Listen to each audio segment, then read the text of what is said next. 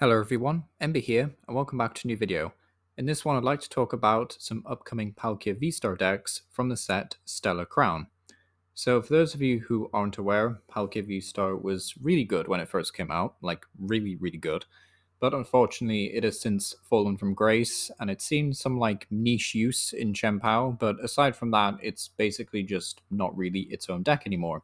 However, all that's about to change with the set Stellar Crown, thanks to a high damage scaling with the new Stadium card, Area Zero, which we'll talk more about in a second.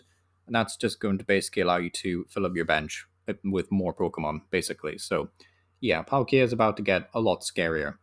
However, Palkia might struggle with Palkia V itself being worth two prizes. So, one of like the best advantages of the new EX Pokemon is not just their like ridiculously high HP, it's also the fact that they evolve from single prize Pokemon. So if you're against a super fast turbo deck that draws really well, then you might, lose Palkia V in the first few turns of the game, and that could be very awkward, and your opponent will take two prizes for that. So, bit of a shame, but that's kind of like what V Stars have to struggle with, I guess, nowadays. But yeah, that's kind of like the main downside for Palkia, at least in my opinion.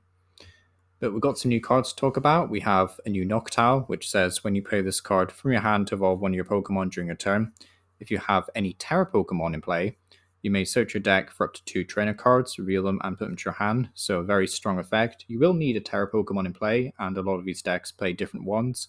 But I just kind of like singled out Terrapagos because it is a new card. It does have a very similar attack to Palkia, does 30 damage for each of your bench Pokemon, which of course is going to scale very nicely with the Area Zero Stadium.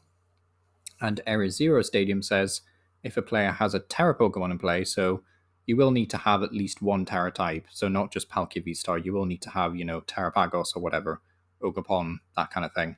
You will need a Terra Pokemon in play. However, if you do, you can have up to 8 bench Pokemon. So Palkia is going to be terrifying, basically, in its damage output. So yeah, very scary. It just gets kind of absurd if your opponent also has a full bench at that point. But yeah, many smart players will try and play around this, but it is pretty difficult to avoid in some decks. So yeah, Area Zero, very scary card.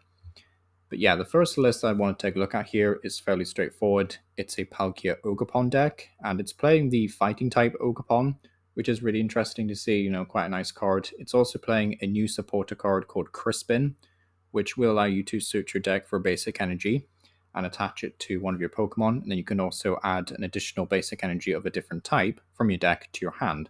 So the synergy here is, of course, you accelerate the fighting energy because you only play 2 copies of, so it's like harder to track down. You accelerate the fighting energy, and then you manually attach the water, and then you could, attach another one the following turn, or, use Palkia V-Star's power in order to charge it up. So quite a nice option, really. It's definitely a decent option against Terrapagos itself, because Terrapagos does happen to be weak to fighting. So that's really nice. This deck is playing Terrapagos as well, but still a really nice option, I think, and a very solid alternate attacker and a pretty decent partner, because Palkia, like you don't want to just be relying on Palkia as one attacker. Like you never really want to have just one attacker with this kind of deck. So having the option to use both Terrapagos and the fighting type Ogrepon, I think, is a really nice addition. So yeah, very cool list overall. Would definitely be interested in trying this one out at some point. 3 Terra Stadiums, by the way, Area Zero Stadiums rather, just because, it's a very popular build and a very popular deck. So, there's not really too much stadium competition right now, although that will probably change going forward as the meta develops. But yeah, next up is we have a bit more of a bonkers deck. Not really sure how to feel about this one. It seems really cool and fun to play if you know what you're doing, but there's a lot going on here.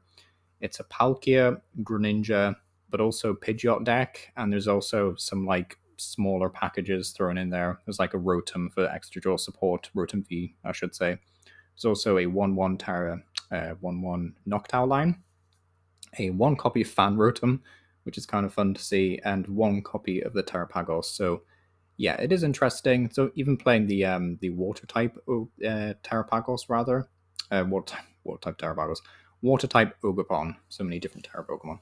Yeah, water type Ogrepon, which is cool to see. I guess it's got some synergy because it's being water energy, but at the same time, I do kind of prefer the fighting type Ogrepon in this kind of deck. But still a nice sniping option, and I guess it does fit in with that sniping theme with the Terra Greninja. But I would just worry about this deck just not being able to be consistent. I guess like the Noctowl and the Pidgeot help a ton, but yeah, just seems a wee bit risky to be honest. Next up, though, is we have a bit more of a straightforward build, I guess. This is more like a refined version of the one we just looked at. So just basically taking away the Greninja, maximizing consistency with the Noctowl, still playing the Water-type Ogrepon. Also playing a new Zeraora, which basically does 20 damage plus 20 more for each of your opponent's bench Pokemon. And why this is quite nice is it's just a solid 1-KO move against another Palkia, if they have one set up. So this could be a quite nice surprise option, you know? I mean, you could even play this with Crispin. There's no Crispin in this list, I guess, because you're only playing one Lightning Energy. But I do think you could add, like a Raikou V perhaps, like add in a Raikou V, maybe, well, maybe not more Lightning type attackers, but some more Lightning basic energy actually. And then, you could make room for Crispins and, take advantage of that. So I think it's a cool option, but I would definitely want a way to accelerate energy to it. But yeah, definitely a nice option if you're expecting to see a lot of Palkia in the format. Next up, though, is we have a deck which I'm not too sure about, to be honest. I think it's all right, but I definitely think there's better options. It's kind of like a switching deck based around Iron Valiant. So you kind of just switch into Iron Valiant all the time, ping 2 damage counters, retreat to Palkia, and swing. So I guess it's the equivalent of having 2 bench Pokemon instead of just the 1, because you're effectively getting an additional 20 damage every time you use this effect. But at the same time, it just seems like a lot to ask, and your opponent can gust these up for some easy 2 prizes sometimes. So just not being that fragile, well, being quite fragile, I should say, does make me worry about this kind of deck sometimes. But you do have the Ogrepon, so you do have some walling capabilities. You have Squawk ability to help get set up. You have Blood Moon Ursaluna for the late game. Plenty of very nice options because you're just playing a lot of basics. But at the same time, I kind of worry that this deck just would fall down the wayside by other beat houses, basically just massive Pokemon doing massive damage. I would worry about that, but aside from that, it does seem quite cool. So, maybe I'm quite wrong about this deck, but, interesting though. Lastly, though, no, this one's more interesting, I would say, than a few of the other ones we've looked at. It is an Ogrepon deck again, but this time playing the Grass one. And this is kind of relying on Crispin a wee bit more. You play 2 copies of it, and this will allow you to essentially just accelerate a grass energy or accelerate a water energy and put the grass in hand. And then you could also use like Ogrepon's ability, I guess, to accelerate the grass. So you'd have extra draw power. You could also use this as a way of attacking and hitting into Tazard for, some weakness, which is quite cool.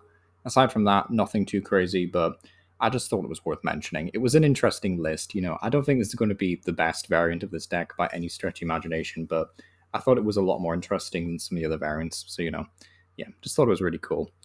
But yeah, thank you for watching. It's been our power. Content might be a bit slow for a wee while moving forward, but yeah. Thank you for watching, though. Either way, let me know what you think down below. Do you think Palkia Vstar will be a fantastic deck, or do you think it will flop hard? But yeah, let me know what you think down below. And yeah, thank you for watching.